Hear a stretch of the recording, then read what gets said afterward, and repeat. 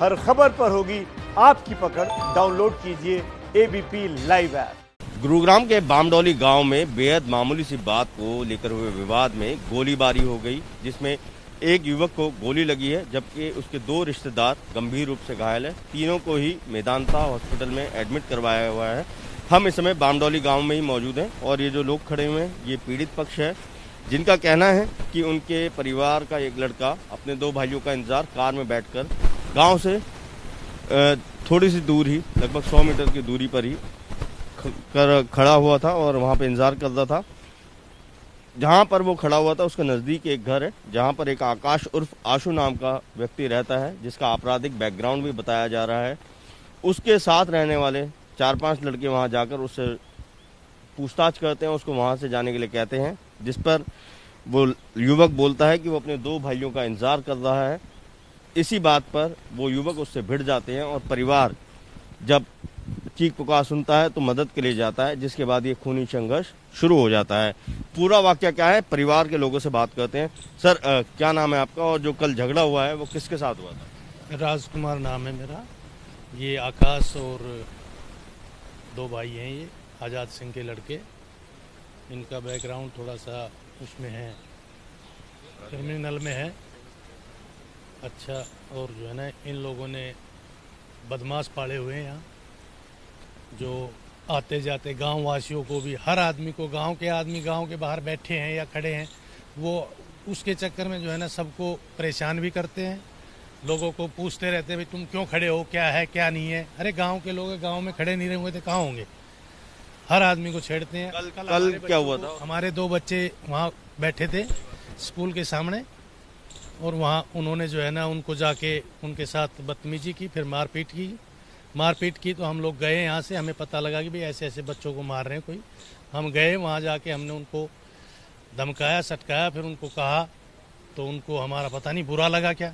और उसके बाद उन्होंने अपने और गैंग के बच्चे बुलाए, करीब 50-60 बच्चे बुलाए, और जो है ना वो फायरिंग हथियार के साथ लैस थे, फुल पत्थर और हथियार पूरे लैस थे। उन्होंने जो है ना यहाँ पर आकर फिर हमारे घर के पास आकर के गाड़ियाँ शुरू करी और हमें ललकारा। तो हम बाहर निकले तो जैसे ही उन्होंने हमारे साथ मारपीट की और एक लड़के को गोली मारी। कम से कम 30 या 35 राउंड उन्होंने चलाए गोलियों के। हाँ, उन्होंने इतने राउंड चलाए और हमारे को सबको चोटें आई, जैसे पत्थर वगैरह मारे जो भी थे। हम जैसे हमें, मेरे को लगाया पत्थर लगाया, देखो पत्थर मारा उन्होंने सीधा। ये सब चोटें जो है ना, हमें काफ़ी लोगों को जो एक ब्लड सर्कुलेशन में लगे हैं। भाइयों को चोट लगी थी, दो भाइयों को तो उनके जिन गांव का पूर्व सरपंच है शमशेर सिंह, और सनेश कुमार एक्स मैन है, एक्स सर्विसमैन CRP से। उनको वैसे भी थोड़ा पैर से उनको वो है, उनको सबको उन्होंने जो है गोली किसके लगी? उसे डंडों से। और मेरे भतीजे को, छोटे को, मनोज यादव को गोली लगी, उसको हाथ में और पीठ में 2 जगह गोली लगी है। उसको मेडिसिटी एडमिट कराने के लिए लेके जा रहे थे, तब भी उन्होंने रास्ते में घेर कर हमारी गाड़ी पर वारदात की। गाड़ी के शीशे से तोड़ दिए, गाड़ी में फायरिंग की, सरिये और पत्थर फेंके, सारी गाड़ी डैमेज कर दी है। फॉर्चूनर गाड़ी वो भी वहाँ खड़ी है बाहर। उसका एक लड़के का हाथ तोड़ दिया, फ्रैक्चर है बिल्कुल, पूरे पैर में चोटें आई हुई है, सर में चोट आई है। तो और बात सिर्फ यही थी कि गांव के बाद थी, हमारी कोई दुश्मनी नहीं थी उससे, ना कुछ था, लेकिन इसी बात के पीछे उन्होंने हमारे साथ अपना रौब दिखाने के लिए और यहाँ वो बनाने के लिए रुतबा, ये सब बदमाशी। कभी आपसे कभी इससे पहले कोई कहा सुनी या बहस सुनी नहीं थी, किसी प्रकार की कोई कहा सुनी नहीं थी, कोई रंजिश नहीं थी हमारी, लेकिन उन्होंने अब ऐसा किया हमारे साथ। और अभी जो है, जो आपके भाई हैं, उनकी क्या स्थिति है अभी अस्पताल में? देखो, दोनों जो अंकल हैं वो अभी ICU में है, और ब्रदर जिनको गोली लगी है उनकी अभी सर्जरी होनी है। गोली उनके बैक में लगी है और हाथ में तो उनके बुलेट के बाउंड वो लगे हैं, बट जो बुलेट है वो अंदर जो है वो बैक में है, और अभी उसकी सर्जरी हुई नहीं है। आज शाम को डॉक्टर सर्जरी करेंगे, तो अभी तीनों की ही क्रिटिकल कंडीशन है। तो आपके जो अंकल हैं दो, उनके कहाँ पे चोटें आई हैं और किस चीज़ से चोटें? सनेश कुमार जो है उनका तो सर पे बहुत ज़्यादा चोटें आई हैं, हैवी इंजरी हैं हेड पे।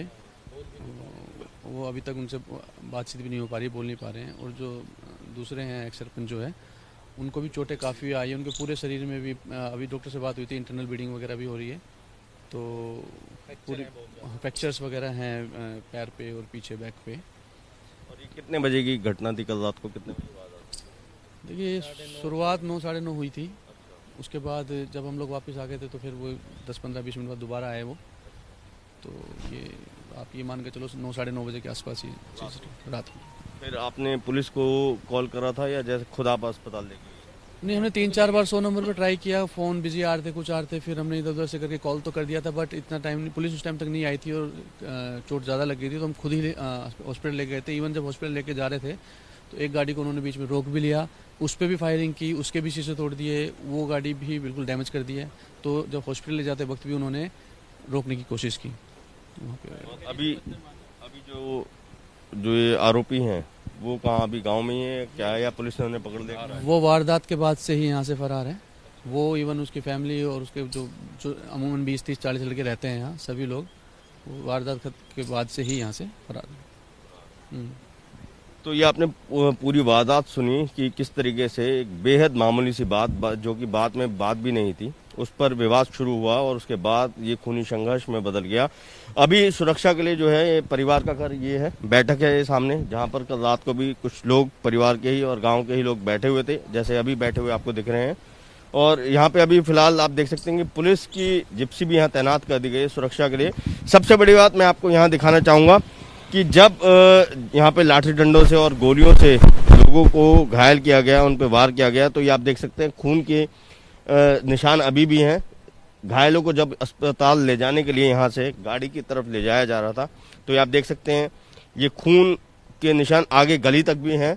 मैं अपने कैमरा पर्सन दीपक चौधरी को कहूँगा कि एक बार गली की शुरुआत, जहाँ पे लड़ाई की शुरुआत हुई थी, उस तरफ को अगर हम आगे बढ़ें तो ये आप देखिए, ये आपको भी निशान अभी दिखाई दे रहे होंगे, खून के निशान हैं ये पूरे। यहाँ से इस तरीके से ये घायलों को परिवार के सदस्य लेके जा रहे थे गाड़ी में। और वो जो आप सामने देख रहे हैं वो गांव के एंट्री पॉइंट है, जो आपको आगे खंबा नज़र आ रहा है जिस पर ट्रांसफार्मर भी लगा है, उस तरफ जो है वो शुरुआत वहीं से हुई थी झगड़े की। जब जो लड़का है वो वहाँ पर खड़ा हुआ था, गाड़ी में था, अपने 2 भाइयों का इंतजार कर रहा था, तभी आकाश और आशु के जो साथी हैं वहाँ पर उसको रोक टोक करते हैं। वो बताता है कि मैं इसी गांव का रहने वाला हूँ, अपने भाइयों का इंतजार कर रहा हूँ, अभी चले जाऊँगा।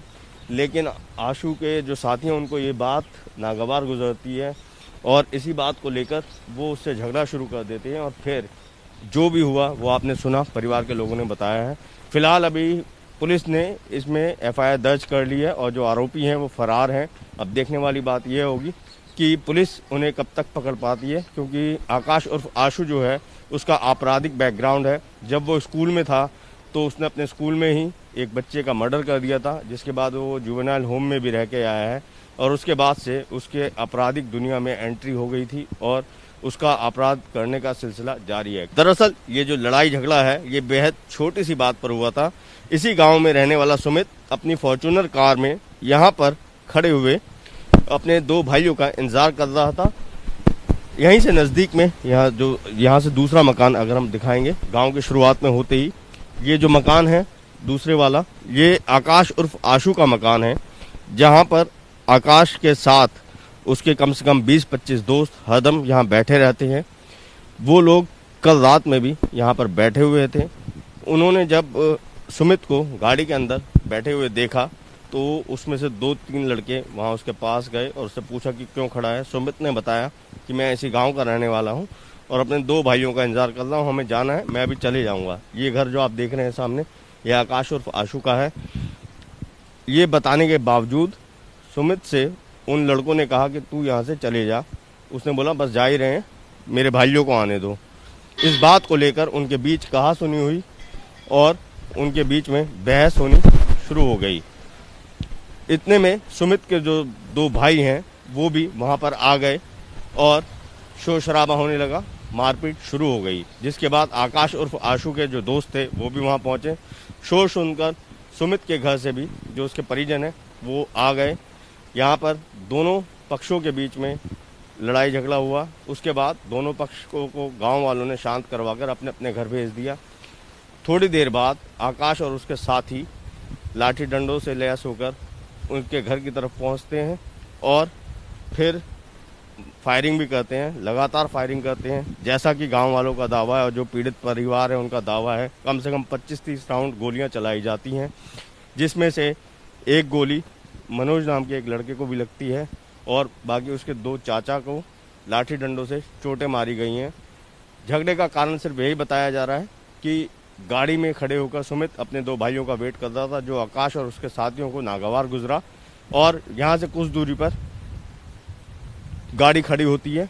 जब यहाँ पर जो इंजर्ड लोग होते हैं उनको अस्पताल ले जाने के लिए लोग ले जा रहे होते हैं तो उस गाड़ी पर भी लाठी डंडों से हमला कर दिया जाता है, गोली भी चलाई जाती है, उस गाड़ी को पूरा डैमेज कर दिया जाता है ताकि वो लोग समय पर अस्पताल ना पहुँचे। किसी तरीके से ये सब लोग उन्हें अस्पताल ले जाते हैं। फिलहाल तीनों लोगों की स्थिति जो है क्रिटिकल है। एक की आज सर्जरी होनी है, बाकी 2 के लाठी डंडों से गंभीर चोटें आई हुई हैं और उन्हें आईसीयू में भर्ती करा हुआ है। गोलीबारी की घटना के बाद अब यहाँ पे आप जो देख रहे हैं पंचायत चल रही है, जिसमें इस विषय को लेकर निर्णय लिया जा रहा है कि इस घटना को लेकर आगे क्या करना है, किस तरीके से आगे कदम उठाना है। यहाँ पे जो लोग बैठे हैं उनसे बात करते हैं कि क्या जी अभी जो पंचायत हुई है उसमें क्या निर्णय लिया गया?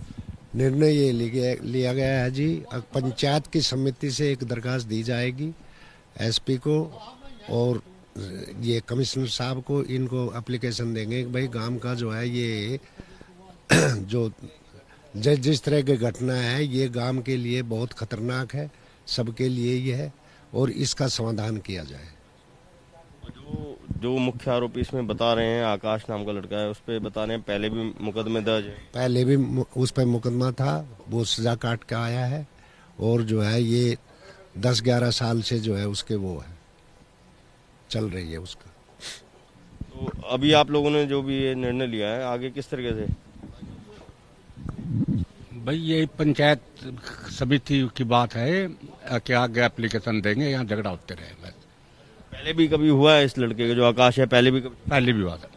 तब आप लोगों ने कोई निर्णय लिया हो या पुलिस में कोई इस विषय में कि भाई ऐसा आगे कोई झगड़ा नहीं होगा और उसने गलती मान ली बस। तो आपने देखा ये पंचायत हुई है। अंकल जी जो अभी पंचायत हुई है क्या पूरी बातचीत रही आप लोगों की? सब हो जाएगा ये। क्या क्या हाँ बस के बोल क्या निर्णय? बालक देखो खड़ा मार।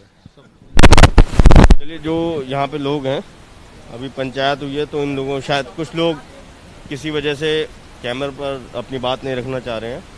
मोटी मोटी बात अभी जो पंचायत में लोगों ने बताई है वो यही है कि इस तरीके की आपराधिक घटनाएं दोबारा से ना हो। ग्राम सभा ने निर्णय लिया है कि इन अराजक तत्वों से हमारा समाधान किया जाए। कौन कौन है ये अराजक तत्वों में? क्या नाम है इनको? आजाद व उसके लड़के और उनके साथ कुछ बाहरी तत्व हैं, उनसे निजात दिलाई जाए। इस मामले में मुख्य आरोपी बता रहे हैं आकाश नाम है। हाँ तो पहले भी आपराधिक मामले और गांव में भी पहले झगड़े हुए हैं, तो क्या पहले भी पंचायत ने कोई? पहले पंचायत में एक बार उनका हुआ था आपस में झगड़ा, जब फिर पंचायत ने इनका राजीनामा करा दिया था। इन्होंने पंचायत में माफी मांग ली थी, उसके बाद इनका राजीनामा हो गया था। अब इस बार जो भी आपने निर्णय लिया तो आगे क्या थे? पुलिस के पास जाएंगे, आप क्या करेंगे? हाँ पुलिस कमिश्नर के पास जाएंगे। हाँ मुख्य मांग यही है कि अराजक तत्वों से निजात दिलाई जाएगा हमको। गांव में शांति का माहौल रहे, इस विषय में आगे पुलिस कमिश्नर के पास पूरी बात को उठाया जाएगा। और जो मुख्य आरोपी है आकाश, उस पर पहले भी आपराधिक मामले दर्ज हुए हैं और गांव में भी उसके लड़ाई झगड़े होते रहे हैं। तो कुल मिलाकर जो निष्कर्ष पंचायत ने निकाला है वो यही है कि आगे से इस तरह की कोई भी घटना ना हो और आकाश पर जो है सख्त से सख्त कार्रवाई की जाए।